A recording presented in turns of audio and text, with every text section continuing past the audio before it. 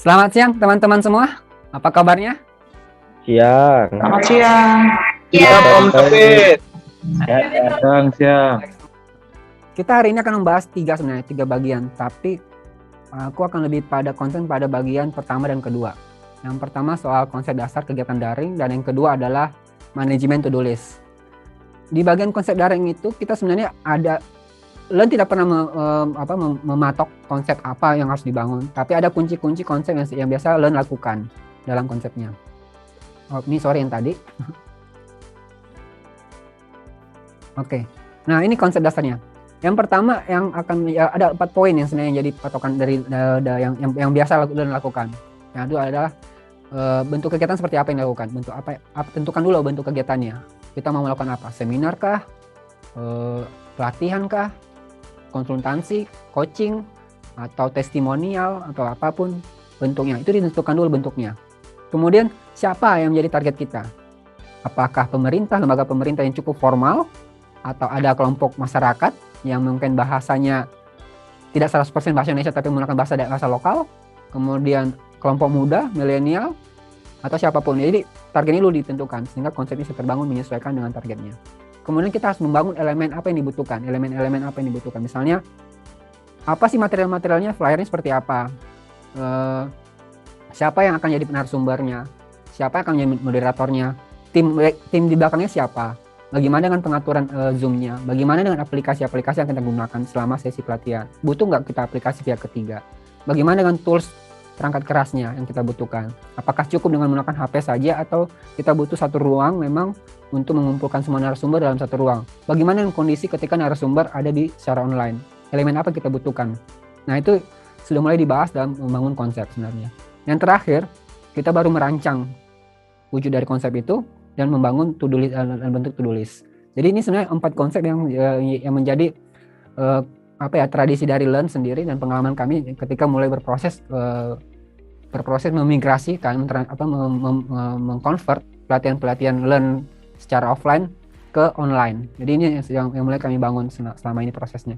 Konsep ini bisa berubah, tidak ada patokan, tergantung pada konteks wilayah teman-teman, konteks kebutuhan, dan konteks apa yang sedang dihadapi oleh teman-teman. Dan juga mungkin berbasis pada lokus kerja atau visi misi yang teman-teman lakukan di organisasinya. Begini gambarannya, saya membuat dalam bentuk doodle-an, tapi doodle-annya ada sebenarnya kenapa ini besar, kenapa ini kecil, ada presentasinya. Poin pertama dalam satu kegiatan event daring itu adalah presentasi dan alur. Apa yang mau dipresentasikan? Material utama itu adalah material utama. Kemudian yang kedua ada alurnya seperti apa? Rundown-nya. Rundown itu ada 2 yang bisa kita bangun. Pertama, rundown yang memang dipublikasikan ke publik, yang cuma bisa isinya soal durasi, kemudian bentuk kegiatannya apa, itu aja biasanya. Tapi ketika bicara soal rundown detail, dia akan bicara soal siapa PC-nya, per menitnya apa yang dilakukan, spotlight-nya kapan, mau melakukan spotlight, kapan mau putar musik, kapan break, kalau break apa yang mau diisi, apakah lagu doang atau bagaimana, bentuk isi lagunya apa, mau lagu rock atau lagu apa, kita tentukan dulu itu. Nah, itu rundown detail misalnya. Siapa yang menjadi pemeran untuk spotlight, siapa yang menjadi pemeran untuk help center di chat, siapa yang mau bantu dukungan teknis, misalnya mau ngontak teman-teman ketika belum hadir, ada kesulitan untuk akses Zoom-nya. Itu mulai dibicarakan alurnya di bagian rundown detail. Jadi itu 2 poin yang paling besar untuk konsep daringnya. Material presentasi dan kemudian rundown. Sisanya di sekitarnya itu adalah dukungan-dukungannya. Yang kita lihat di sini adalah dukungan dari co-host, dan kemudian ada bagian di bawah situ adalah soal pooling, kemudian maksimalkan fitur Zoom tanpa platform ketiga. Ada simulasi kalau misalnya ada konsepnya dalam bentuk pelatihan, atau misalnya ada konsep dalam bentuk pertemuan yang membutuhkan satu simulasi misalnya. Atau ada sistem breakout room, memaksimalkan sistem breakout room, atau semua diupayakan dalam bentuk di plenary room saja atau ruang utama. Bangun ruang tanya jawab. Bisa ruang tanya jawab itu dalam bentuk satu segmen atau model interupsi untuk melihat apakah teman-teman itu peserta kegiatannya punya inisiatif atau sangat antusias dengan situasi kegiatan. Tentukan siapa front end host-nya. Front end host itu adalah moderator atau yang menggiring acara sampai ke alur terakhir nih, dari awal sampai akhir. Jadi dia akan menjadi ya, yang menentukan siapa menentukan gimana prosesnya di depan layar. Sementara back end host itu adalah orang-orang yang akan berperan secara sistem teknis di belakangnya. Jadi front end host itu cukup berperan, moderator atau fasilitator itu cukup berperan penting dalam satu kegiatan daring teman-teman gitu. Kalau ada yang pernah mengikuti pelatihan Learn Daring, dulu kita pernah menggunakan yang namanya Bang Bakar sebagai moderator kita, orang yang berkarakter sebagai seorang Betawi, ngomong ala Betawi, kemudian memberikan satu pantun-pantun ketika cara Learn dimulai. Itu adalah metode gimana membangun interaksi kepada peserta, antusiasme kepada peserta. Bisa menggunakan satu karakter tertentu sebagai moderator gitu. Tapi lagi-lagi siapa target pesertanya? Belum tentu model Bang Bakar yang kami bangun di Learn itu akan cocok ketika berhadapan dengan lembaga pemerintah yang notabene formal gitu.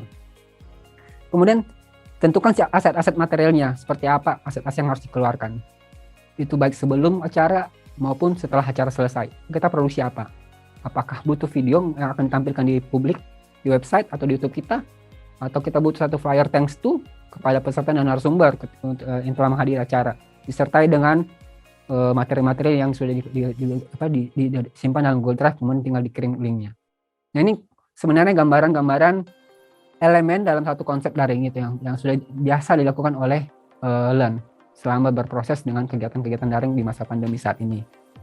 Bisa jadi ada bertambah, doodle-doodlean ini akan bertambah banyak ketika misalnya eventnya semakin besar, semakin luas acaranya, skema acaranya semakin panjang durasinya, bisa jadi 1 minggu atau biasanya moratorium 1 minggu segala macam, konsep itu akan bertambah, doodle-nya akan semakin bertambah, elemennya akan semakin bertambah. Jadi sebelum acara memang sudah mulai mengkalkulasikan apa aja elemen-elemen dibutuhkan ketika akan melaksanakan kegiatan daring, supaya ada persiapan apapun yang akan terjadi gitu.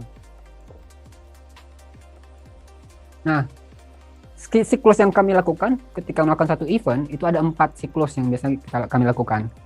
Yang pertama adalah preparasi event dan memproduksi aset. Selama preparasi ini kita akan melakukan banyak hal terkait menentukan siapa narasumbernya, apa topiknya, bagaimana dengan rundown-nya, segala macam kita akan tentukan di situ proses ini, di proses preparasinya. Sementara di pra-event kita akan lebih banyak bicara soal technical meeting-nya. Jadi mulai ketemu dengan narasumbernya, dengan moderatornya, bagaimana dengan konsep rundown-nya. Rundown tersebut sudah dibuat di tahap preparasi, ada rundown di tahap preparasi, kemudian di tahap pra-event, rundown itu kita elaborasi. Elaborasi bukan cuma kepada tim aja, bukan cuma kepada tim panitia, tapi libatkan narasumber, moderator, dan fasilitator bahkan dilibatkan. Karena event daring itu agak susah berkomunikasi ketika kegiatan berjalan. Itu hambatan paling pertama yang paling cukup menjadi tantangan adalah komunikasi ketika kegiatan dilakukan secara online. Pun ada di Zoom itu ada chat, belum tentu semua orang masih ngeh dengan ada chat. Kalau sudah terkonsentrasi dengan layar, apalagi ketika narasumber sedang berbicara, gitu. Jadi ketika sudah di masa pra-event, biasanya kita melakukan itu maksimal 3 hari sebelum event berjalan. Kita akan melakukan technical meeting bersama narasumber dan fasilitator, supaya persepsi dan pemahaman alur itu bersamaan dengan tim. Bisa jadi juga ada konsep baru dari narasumber ketika dia mau memaparkan materi. Saya mau nyampe misalnya kayak gini, saya mau ada satu materi tambahan video deh ditampilkan. Itu di luar materi dia. Jadi diskusi ini sangat penting bersama narasumber untuk membangun skema alur yang lebih bagus. Itu di masa pra-event. Selain membangun technical meeting, di pra-event itu juga kita mulai mengulik portal Zoom kita. Mulai memastikan settingannya sudah sesuai dengan kebutuhan kita. Kemudian kita mencoba untuk membuka room-nya dan melihat konteksnya. Gimana dengan kita mulai running coba melakukan simulasi itu di pra-event, simulasi GR biasanya kita sebutkan Radi Resik. Itu biasanya 1 jam, itu paling lama 1 jam sebelum acara. Misalnya kayak tadi teman-teman saya di waiting room, kami itu masih preparing di dalam sambil ngechat teman-teman di waiting room. Mohon bersabar, sebentar lagi kita akan buka room. Itu sebenarnya kami sudah melakukan pematangan akhir. Pematangan akhir ini sudah bicara teknis banget, alat, audio, video, segala macam itu sudah nggak bicara konsep lagi, sudah nggak ngebahas rundown lagi. Rundown itu sudah fix. Kita sudah melakukan GR sebelumnya, sudah mengikuti flow dari rundown itu. Oke, ini cocok semua. Tinggal di pas 1 jam sebelumnya kita tinggal memastikan alat-alat teknisnya saja berjalan dengan maksimal. Jangan lupa charger misalnya, laptop di charger. Saya punya pengalaman dengan charger itu. Mungkin kalau teman-teman LB Makassar ada di sini, saya pernah meng-host acara Merka FGD. saya dengan salah satu teman saya Dylan memfasilitasi acara teman-teman di LB Makassar, itu kami miss satu laptop host yang belum dicas. Jadi setelah 30 menit running event ya, tiba-tiba laptop itu mati. Dan saat itu terminal kabel terminal itu tidak sampai dengan laptop. Alhasil kami menggunakan HP saat itu, mitigasinya menggunakan HP secepatnya. Nah, kendala-kendala kayak gitu sebenarnya harus dicek kembali sejam sebelum acara. Bukan untuk menghilangkan kendala itu, tapi meminimalisir, karena risiko itu selalu ada. Yang perlu dilakukan adalah meminimalisirnya. Nah, di event proses ini sudah mengikuti skema tadi. Tinggal kita melaksanakan skemanya di depan. Pasti akan ada resiko-resiko yang terjadi. Pasti ada kendala. Misalnya tiba-tiba audio peserta semua keluar segala macam. Gimana cara nge-mute-nya satu-satu, misalnya gitu. Misalnya acara pesertanya 100 orang dan kita menggunakan Zoom meeting, bukan Zoom webinar. Itu kendalanya pasti terjadi. Audio akan keluar tiba-tiba suara yang besar banyak. Atau misalnya tiba-tiba chat yang bertanya dalam chat itu lebih banyak daripada yang di mic, pakai open mic. Jadi gimana cara supaya semua pertanyaan itu masuk kepada moderator. Itu dilakukan dalam proses event. Jadi tim teknis yang bekerja lebih banyak, begitu juga dengan front end-nya, moderator bekerja juga, tapi tanpa melupakan sistem komunikasi dengan menggunakan chat privat. Itu bisa digunakan. Ataupun menggunakan WhatsApp. Bahkan ada satu video di Zoom yang menyarankan menggunakan chattingan menggunakan mobile ketika sedang virtual. Dia tidak terlalu menyarankan menggunakan chat Zoom-nya sendiri. Dia menyarankan gunakan metode komunikasi yang biasa teman-teman lakukan. Misalnya WhatsApp, Telegram, atau apapun yang biasa teman-teman lakukan selama bekerja. Itu lebih memudahkan teman-teman dan lebih ngeh sebenarnya biasanya. Ketimbang harus menyesuaikan kembali kultur ke Zoom chat. Nggak apa-apa, nggak ada soal. Yang penting pelaksanaan pelaksanaan kegiatan teman-teman terlaksana dengan baik dan efektif. Gitu. Sementara di siklus terakhir, di post event dan produksi, ini adalah untuk memproduksi aset-aset atau material hasil dari event tadi. Misalnya kita melakukan perekaman ketika event, maka keluarannya akan berbentuk video. Videonya bukan berarti video mentah, atau video raw. Video raw ini maksudnya adalah video yang benar-benar 100% hasil rekaman dari Zoom.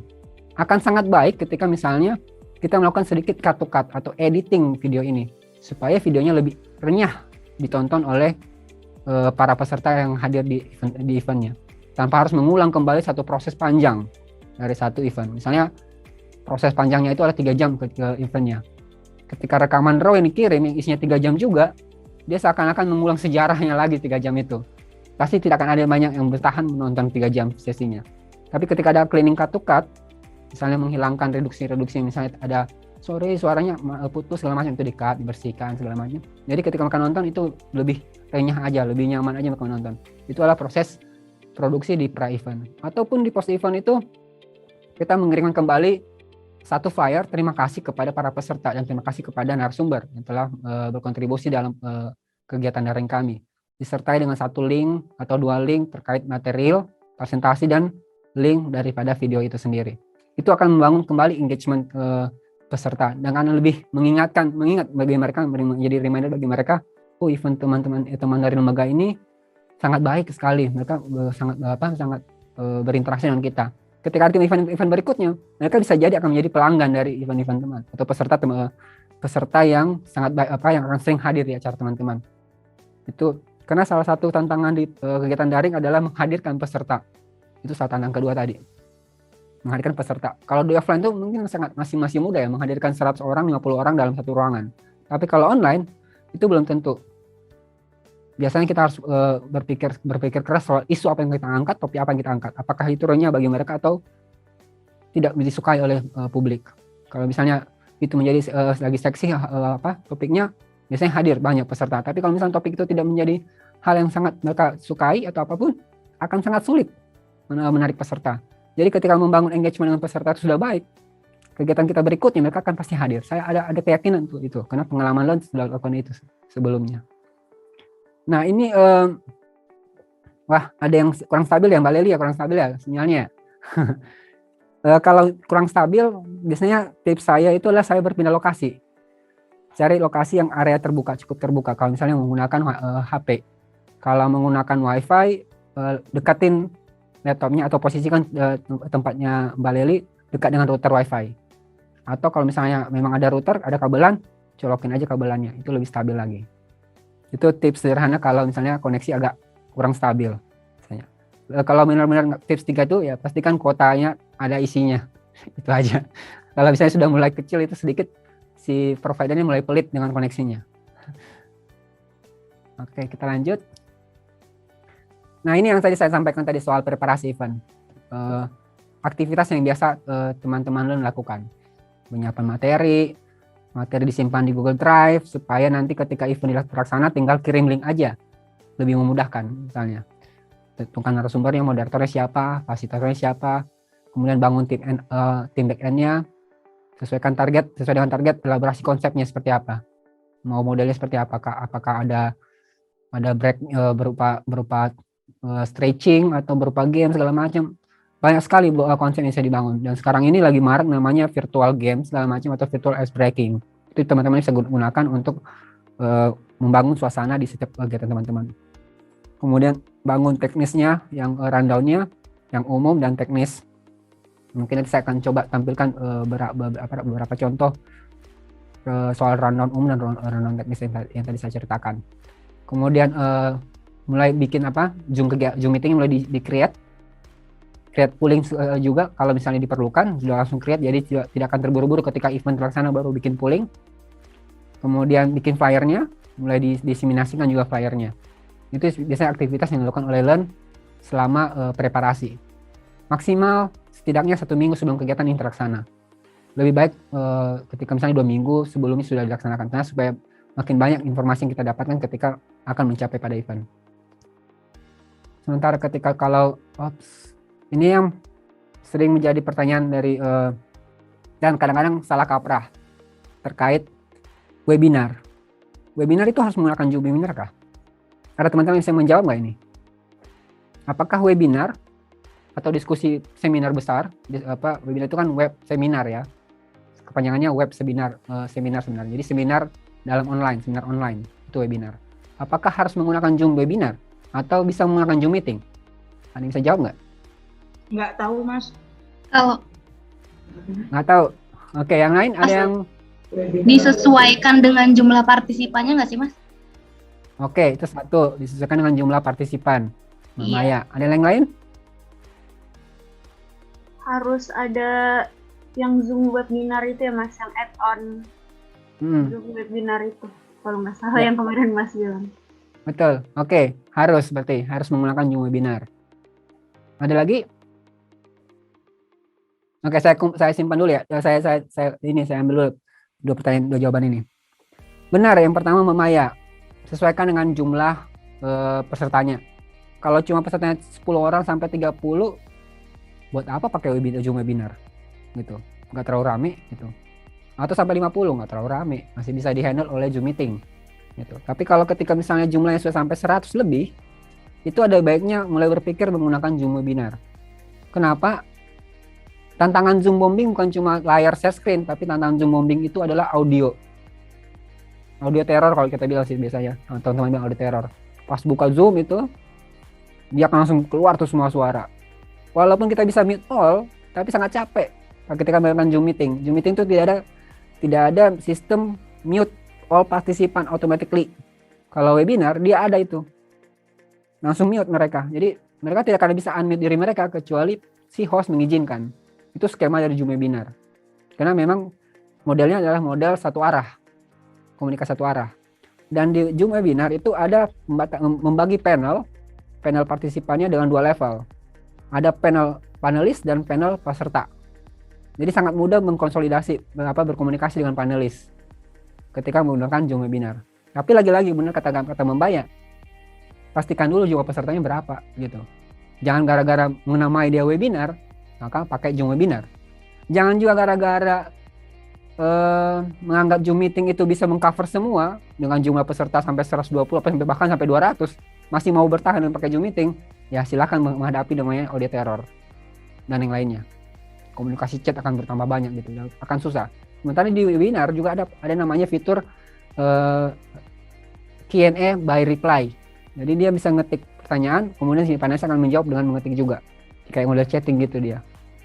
Jadi nggak semua bisa dijawab secara verbal, bisa dijawab dengan chattingan.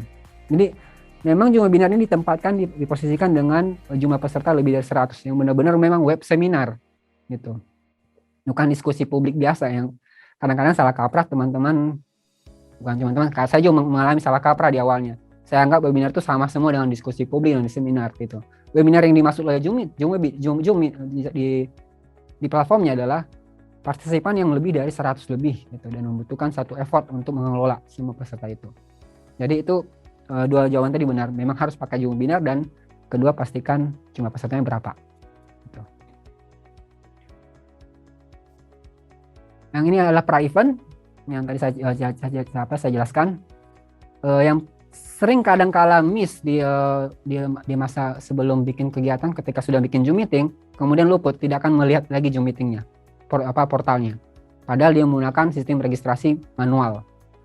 Ketika teman-teman sudah membelah satu selebaran, kemudian mengirimkan link bit.ly register, yang mana register itu adalah manual, maka teman-teman harus rajin berkunjung ke portal Zoom teman-teman, melihat kembali meetingnya, di bagian bawah registrasinya sudah ada yang register atau belum, karena dia butuh di approve gitu.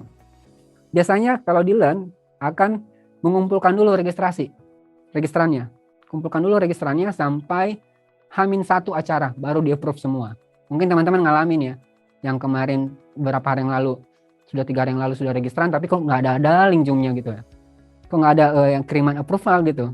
Karena biasanya Learn akan nge-approve semuanya di H-1 setelah mengkonfirmasi semua pesertanya, apakah benar-benar semua peserta ini adalah mitra Jelonal atau bukan. Karena pesertanya dari Lokadaya, jadi kami tidak akan ada kekuasaan untuk nge-approve semua orang. Jadi mekanisme itu kita bangun, dan juga memudahkan kami cuma sekali cek dan approve semuanya gitu.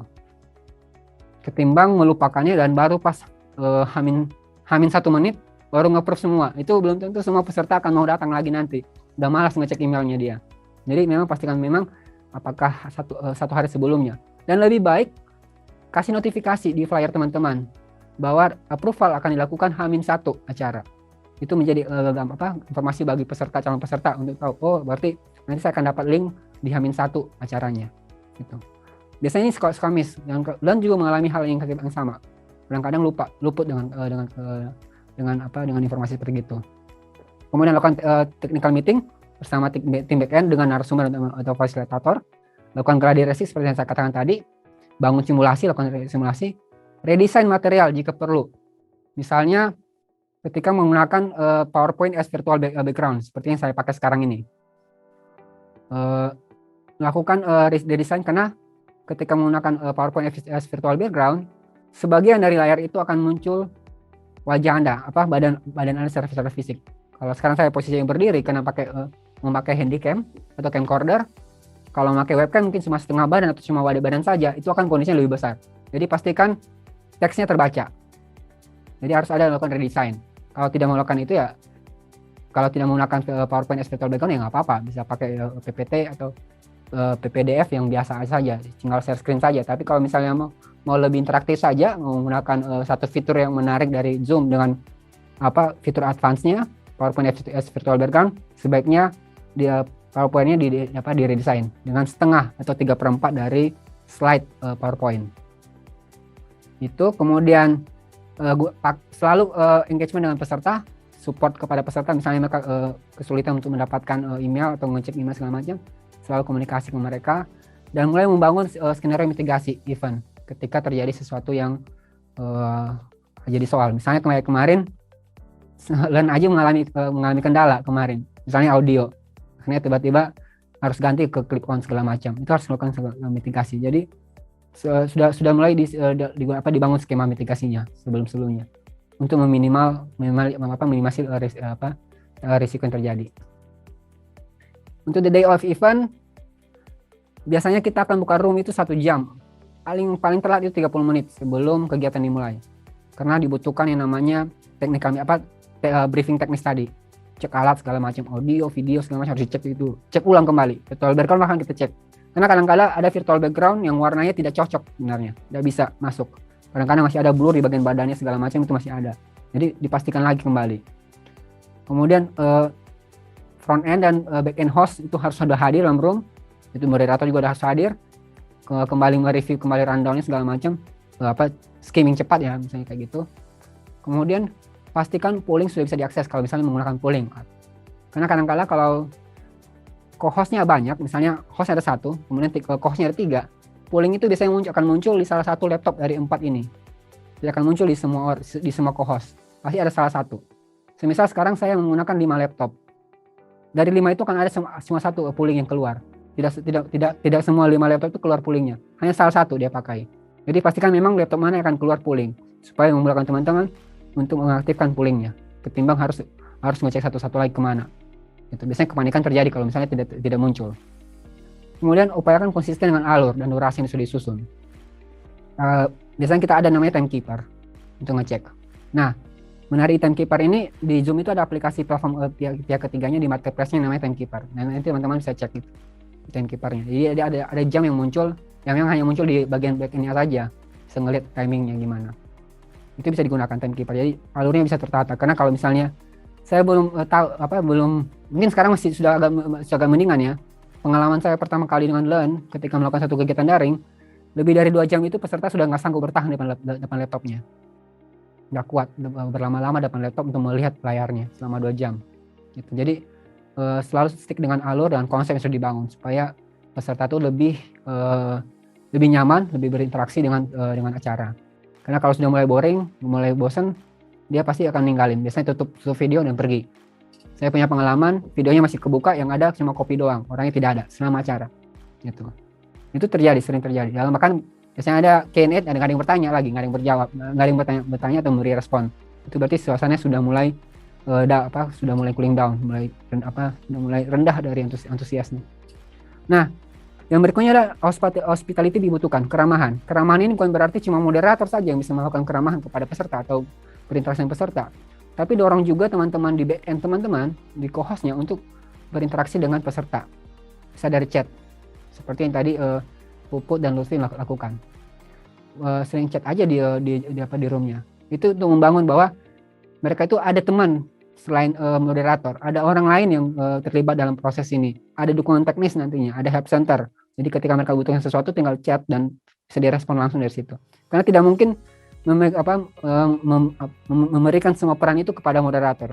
Sangat sulit moderator untuk menghandle semua hal.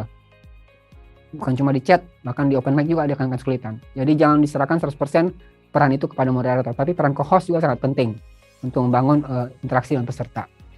Lakukan perekaman jika dibutuhkan, tapi sampaikan dulu kepada peserta, baik secara verbal ataupun melalui panduan atau rule kegiatan. Karena seperti yang saya sampaikan kemarin, perekaman itu hak dari peserta untuk mengetahui. Dan Zoom sekarang memberikan hak itu kepada peserta. Mulai dari audionya keluar, ketika kita klik record, maka seorang cewek akan bicara, record is meeting, this meeting is recording. Gitu. Dan ada tanda notifikasi di peserta bahwa acara ini direkam. Gitu. Jadi sebaiknya sampaikan dulu. Kemudian selalu ajak peserta terlibat dalam proses kegiatan. Selalu notice peserta, ayo ada yang mau bertanya atau segala macam.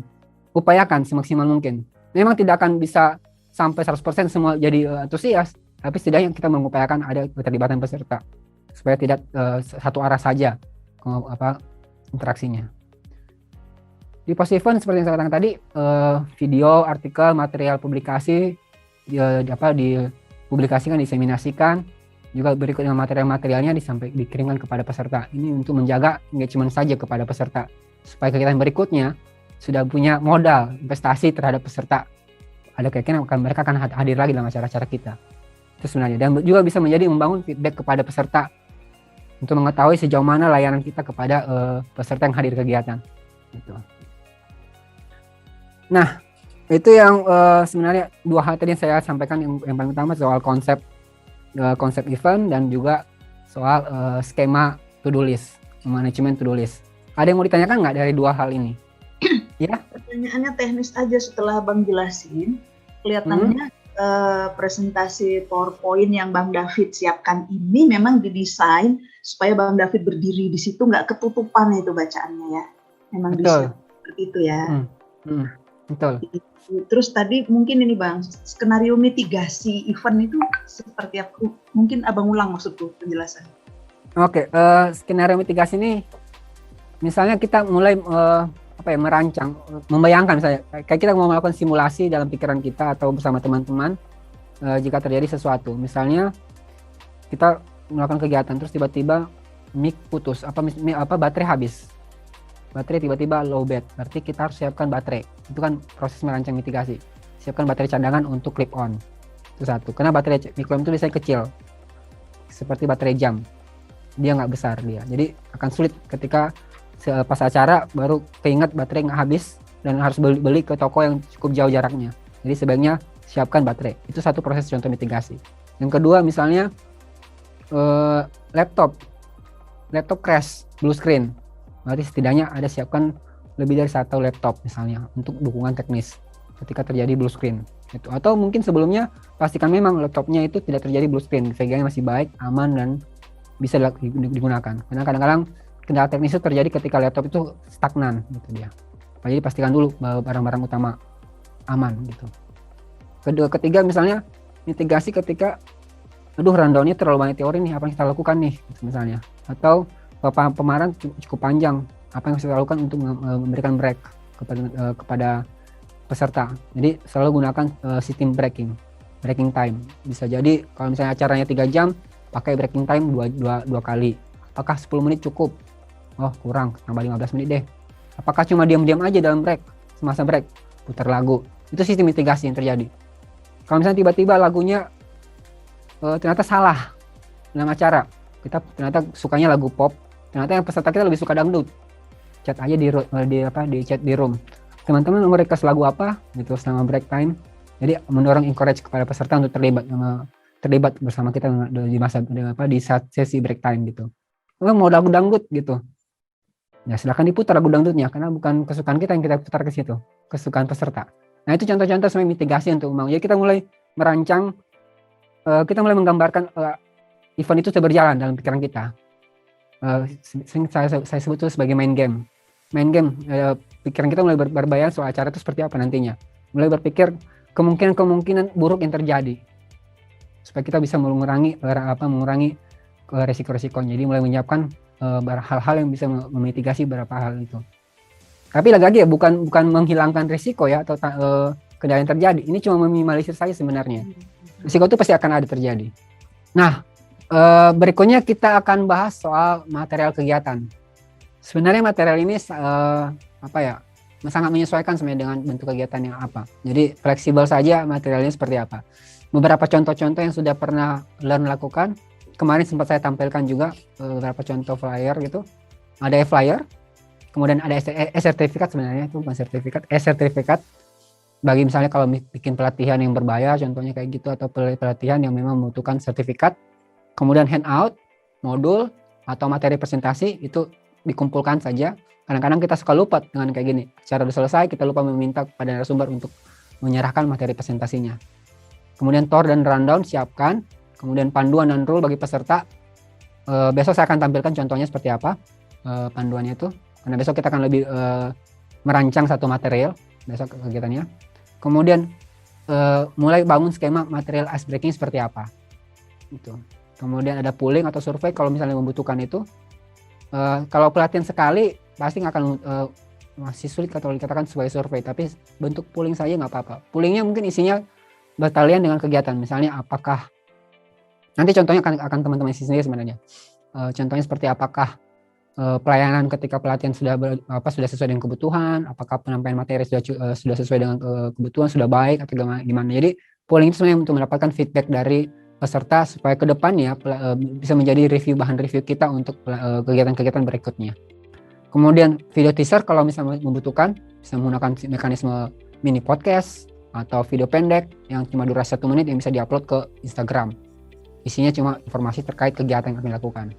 Kemudian ketika post event mulai bisa bikin video kegiatannya yang sudah cut, yang sudah cleaning cut dan sudah bersih dan enak ditonton. Biasanya Learn akan melakukan hal ini. Aset-aset ini akan Learn siapkan baik di masa preparasi hingga pas eventnya. Tapi ini kembali lagi saya katakan tadi sesuai dengan kegiatan bentuk kegiatannya. Kalau coaching atau konsultasi pasti tidak akan butuh yang namanya video kegiatan, post video karena itu sifatnya sangat privat. Jadi tidak ada perekaman. Tapi mungkin membutuhkan e-flyer untuk informasi terkait coachingnya atau FYI untuk ucapan terima kasih. Misalnya kayak gitu. Jadi menyesuaikan kebutuhan saja. Saya mau tanya, apakah bisa buka room 1 jam sebelumnya sementara sudah dijadwalkan jam 10 pagi di Zoom dan dibuka jam 9? Bisa banget. Bahkan ketika Zoom meeting sudah dibuat, langsung start meeting itu juga bisa. Sudah bisa banget dibuka. Kapan aja, anytime dibuka. Bisa, ketika sudah di-create. Gitu. Efektif ketika, saya malah menyarankan sangat efektif sekali. Ketika acara jam 10, silakan buka jam 9. Kita ada masa untuk menyesuaikan meeting kontrolnya, mengecek meeting kontrolnya, dan melakukan technical terakhir, briefing teknis tadi yang saya sampaikan tadi. Kenapa saya mendorong begitu 1 jam, dan saya tidak mendorong teman-teman untuk melakukan GR itu di akun di Zoom meeting yang lain ya, karena setiap Zoom meeting, apalagi dengan akun yang lain, karena setiap akun dan Zoom meeting yang di-create itu belum tentu sama settingan Zoom-nya, apalagi ketika menggunakan akun Zoom yang lain untuk simulasi. Saya mendorong pakai akun Zoom yang sama dengan Zoom meeting yang akan dipakai, yang sudah set up untuk kegiatan daring, karena settingannya sudah sama semua. Ketika buka 1 jam sebelumnya, teman-teman punya peluang untuk ngecek meeting kontrolnya, apakah sudah sesuai dengan kebutuhan atau tidak. Itu saya lebih menyarankan. Dan memang bisa, Zoom meeting bisa diaktifkan kapan saja ketika di start meetingnya, bisa dilakukan kapan saja setelah di-create gitu. Yang kedua, apa yang dimaksud dengan pooling dan gunanya apa? Pooling itu hampir sama seperti yang biasa kita lakukan kalau misalnya offline itu kita mengirimkan feedback, respon peserta terkait kegiatan kita seperti apa. Itu pooling sebenarnya. Atau kita mau ngambil data, informasi, bukan data sih, bicara informasi mungkin. Kayak seperti saya gunakan tadi, melakukan review dengan menggunakan basis pooling.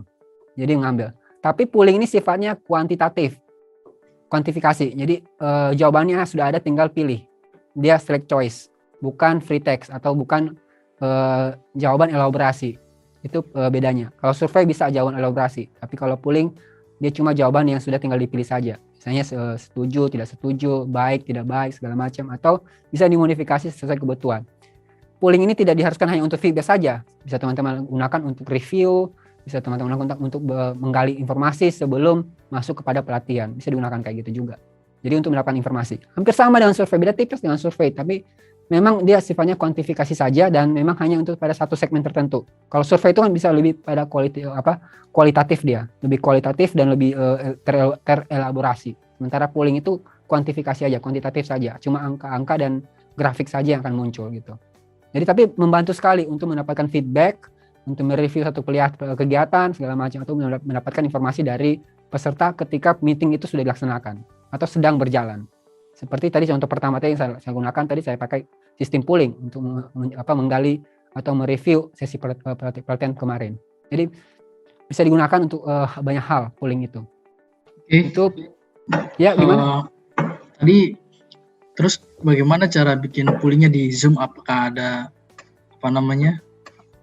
fiturnya?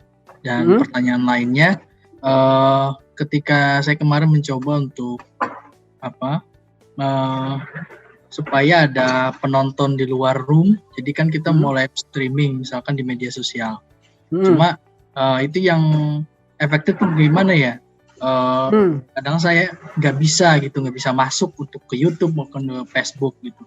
Dan katanya kan juga sangat terbatas ya, harus salah satunya Facebook atau YouTube gitu.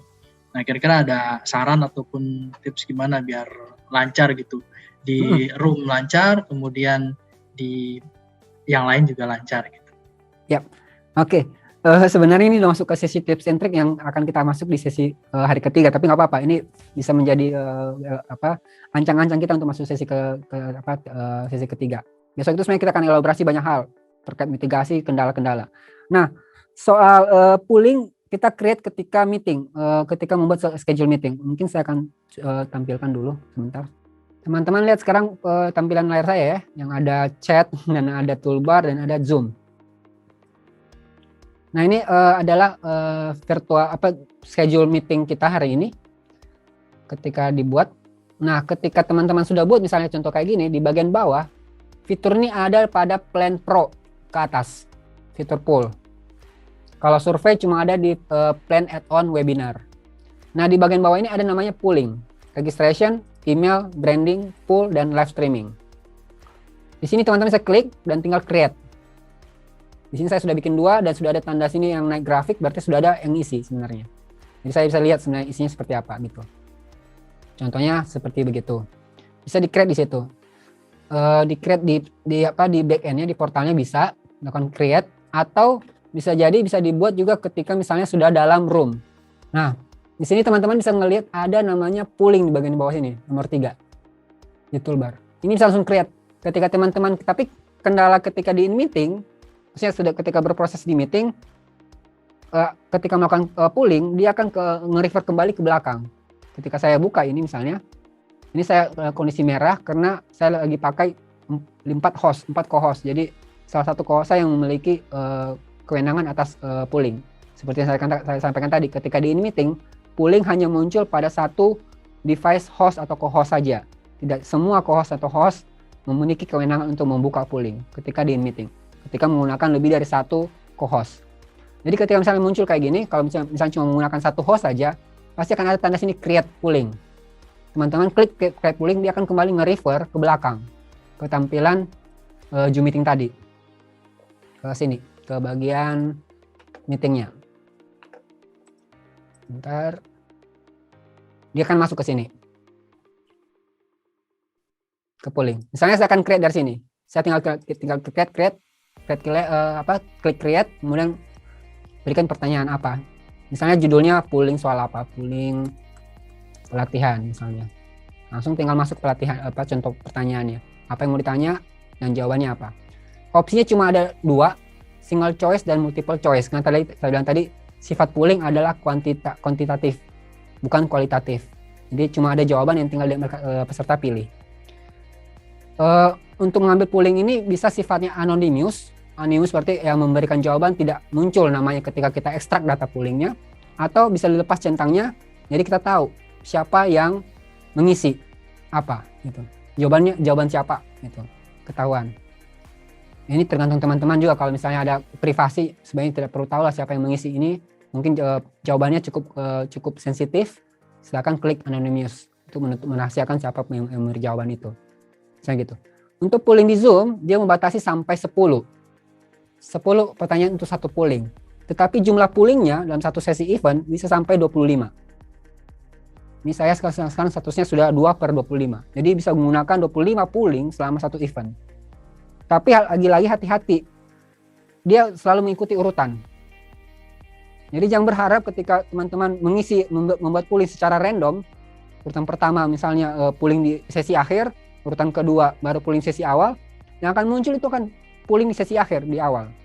Jadi selalu bikin urutan. Apa yang mau duluan dikeluarin, apa yang setelah itu dikeluarin sampai di akhir. Jadi dia mengurut. Dia tidak bisa dipilih secara bebas ketika di meeting nantinya. Jadi bikin urutan dulu kalau misalnya pooling yang dibuat lebih dari 1. Live streaming satu akun untuk satu channel. Dia tidak bisa sekaligus 2. Saya biasa men-tricking ini dengan metode dua co-host. Satu co-host akan berintegrasi dengan live streaming di YouTube. Satu co-host yang lainnya akan terkoneksi dengan Facebook. Jadi bisa di-tricky saja begitu. Jadi tinggal menarik ekstrak URL streamnya saja. Sekarang status saya itu karena saya sudah pakai akun pro, akun bisnis, ini akan muncul di sini di titik 3-nya. Di titik 3 bagian ini. Pilihannya. Jadi tinggal saya klik ini, dia akan mengarahkan saya ke backend lagi, ke portal Zoom untuk mendapatkan URL streamnya.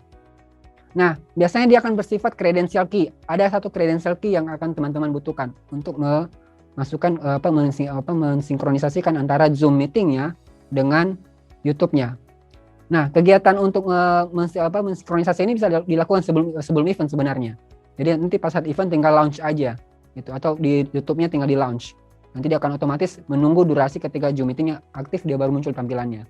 Bisa dilakukan itu. Atau bisa juga dilakukan ketika in meeting. Saat meeting terlaksana baru disinkronisasikan. Lagi-lagi saya katakan ketika YouTube, kalau akun baru akan butuh waktu 7 hari untuk verified, eligible. Dia baru bisa mendapatkan kewenangan untuk live streaming. Jadi jangan berharap ketika di hari H sudah baru bikin akun YouTube dan berharap bisa langsung live streaming di YouTube. Itu tidak bisa. Begitu. Facebook juga saya rasa dia butuh durasi untuk mendapatkan eligible gitu. Saya rasa ya.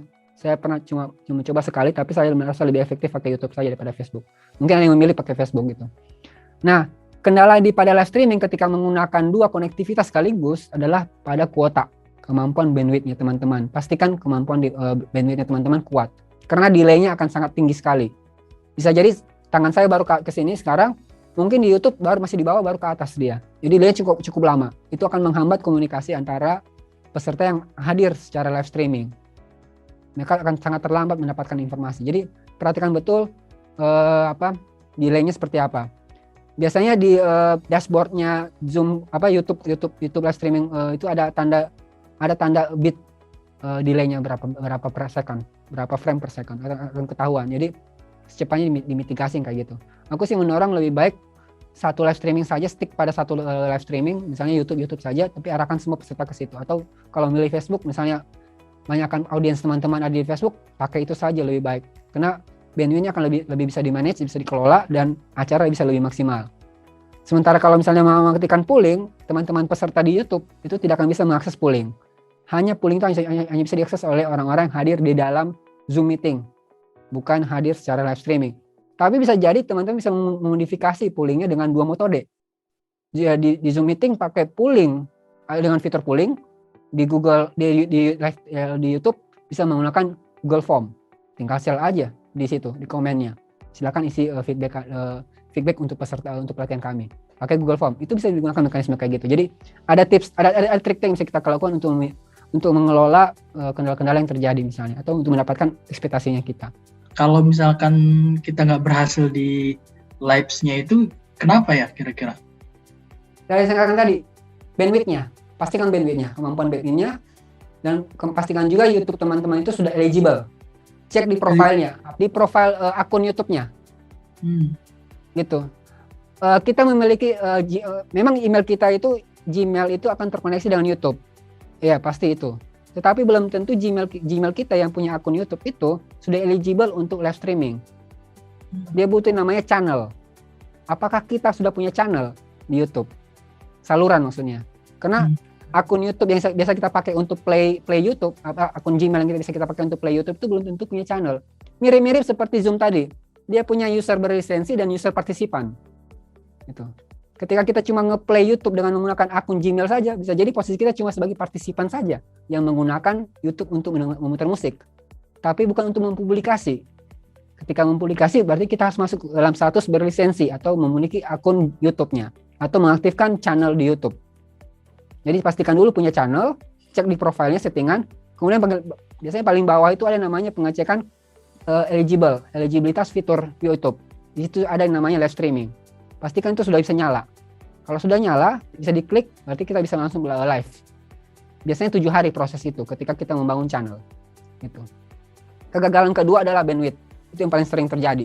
Pastikan memang koneksi teman-teman stabil betul. Karena ketika streaming itu, ini Zoom ya, kemarin saya sudah sampaikan, Zoom itu adalah software sangat kecil. Software berapa megabyte? Paling kurang dari 100 megabyte. Tapi ketika diputar, ketika diaktifkan, kemampuan daya processing RAM-nya dan bandwidth-nya itu hampir sama dengan software broadcast system ya, mirip-mirip kayak gitu, kayak digunakan oleh saluran TV. Kemudian kita salurkan lagi ke live streaming yang sama-sama sistem broadcast. Kemampuan bandwidth-nya, tarikan bandwidth itu semakin besar lagi. Kalau daya kuota kita, misalnya kita mau pakai HP, itu nggak akan sanggup. Delay-nya akan sangat parah, dia akan langsung merah tandanya, bisa jadi kayak lagging gitu videonya di YouTube-nya. Nah, malah bisa jadi tiba-tiba black atau tiba-tiba jadi putih, nggak bisa narik data transmisi dari Zoom-nya. Jadi pastikan memang bandwidth teman-teman kuat. Gunakan LAN. Saya menyarankan pakai LAN untuk sistem kayak gitu. Kalau mau pakai WiFi benar-benar dekat dengan router dan pastikan memang kuota routernya cukup. Misalnya dia kecepatannya unlimited atau 100 Mbps atau 50 Mbps. Jadi lebih bagus, lebih stabil. Mang Yanel bisa ngecek di bagian di Zoom itu, di Zoom requirement, nanti coba searching di supportnya Zoom requirement, itu ada berapa KB.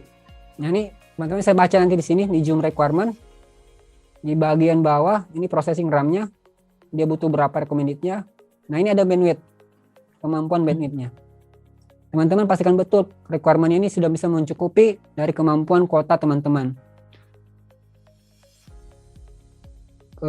dia ada hitungan satu per satu, one on one video call, satu orang dengan satu, kemudian ada satu untuk banyak, timbal balik 2 kali lipat. Jadi hitungannya ketika kita tampilkan video, ketika orang tampilkan video, jadi input dan output, jadi 2 kali lipat hitungannya.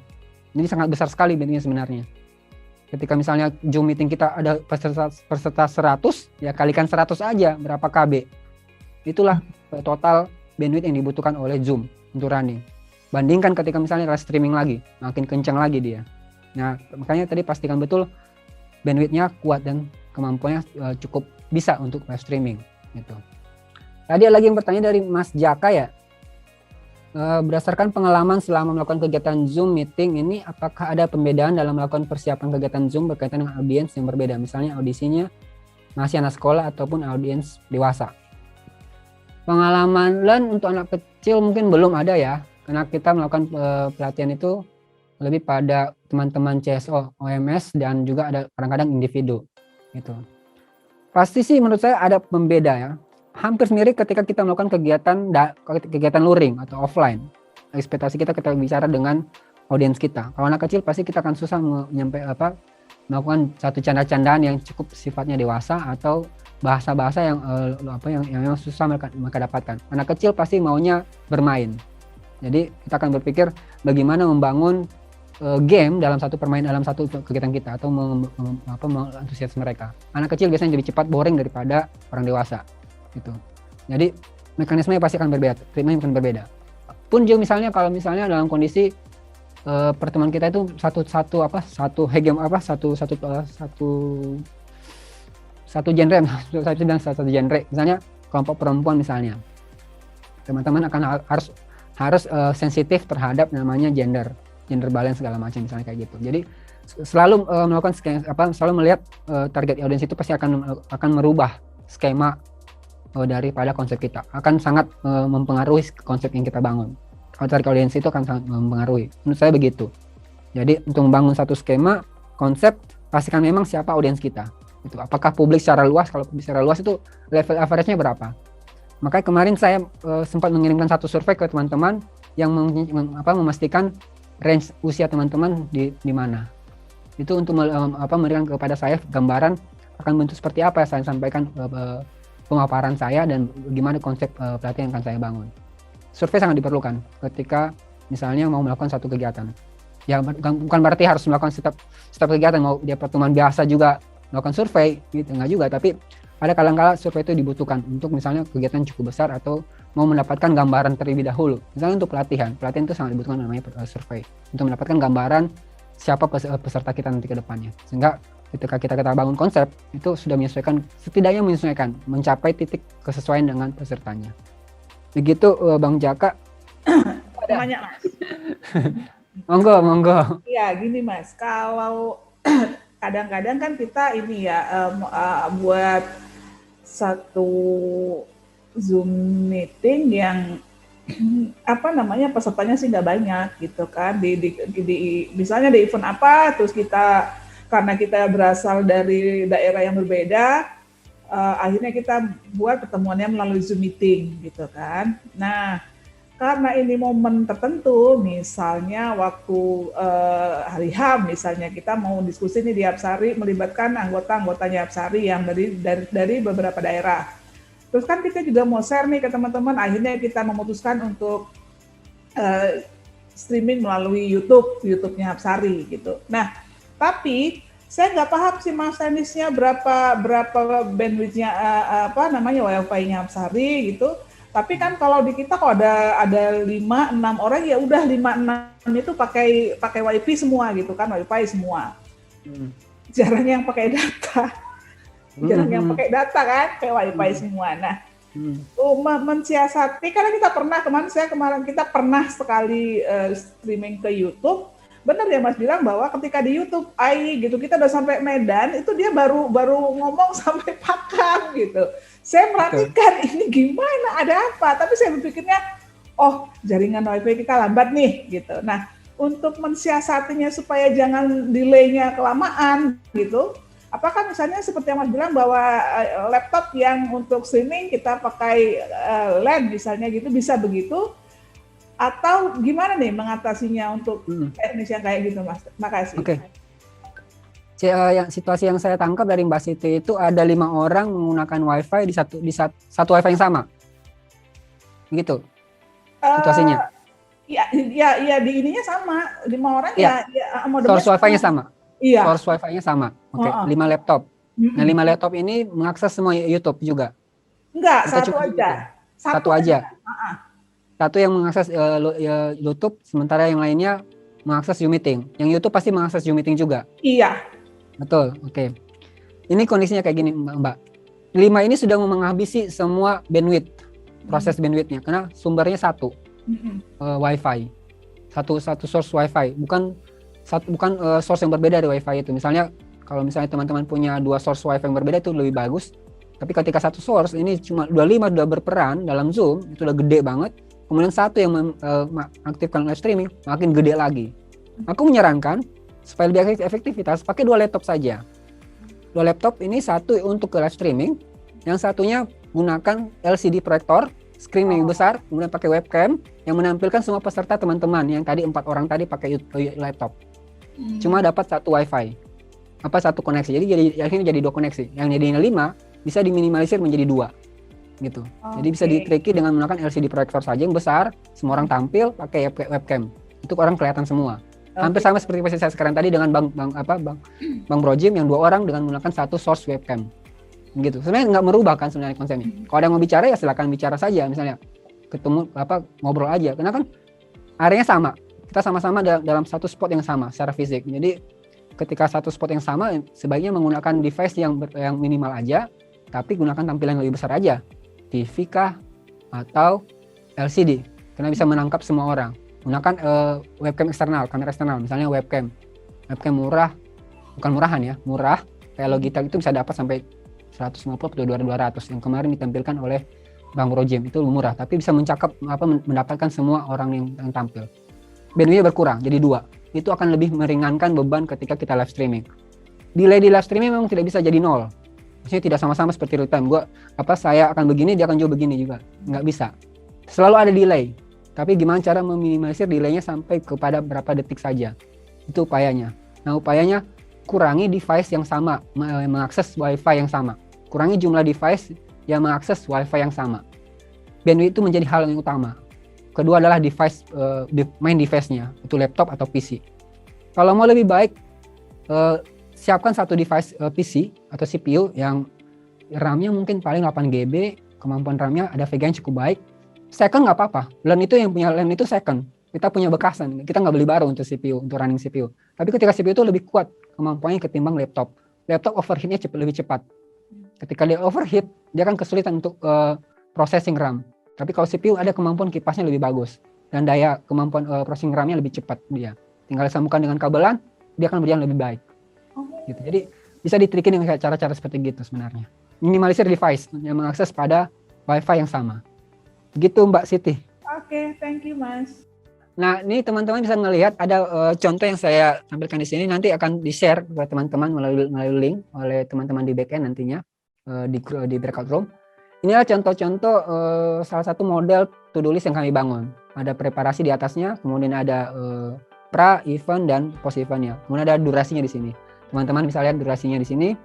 Durasi, progresnya seperti apa, dan timingnya seperti apa. Tanggal pelaksanaannya sampai tanggal berapa. Gitu. Bisa kita gunakan kayak gitu. Dan siapa PIC-nya. Gitu. Ini bisa kita bangun kayak gini. Dan tim harus dapat informasi ini dan sifat kolaborasi kami gunakan sih. Kami lebih menggunakan Google Sheet. Teman-teman bisa menggunakan yang lain. Bisa menggunakan mural, Jamboard, atau Jamboard nggak bisa. Kayaknya. Mural atau Miro untuk kerja-kerja kayak gini, kolaborasi kayak gini. Tapi kalau mau lebih sederhana, nggak mau ribet, kan fiturnya cuma mau fitur centang doang, ya pakai Google Sheet nggak apa-apa. Atau di Google Form itu Google Spreadsheet itu ada template to-do list harian atau mingguan. Teman-teman bisa pakai itu template-nya. Ada sistem centang dia langsung tercoret. Kalau sudah tercoret berarti sudah selesai.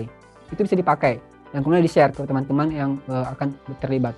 Mereka akan tinggal melihat perannya sebagai apa dan dia harus melakukan apa di tanggal berapa dan apa yang harus dilakukannya.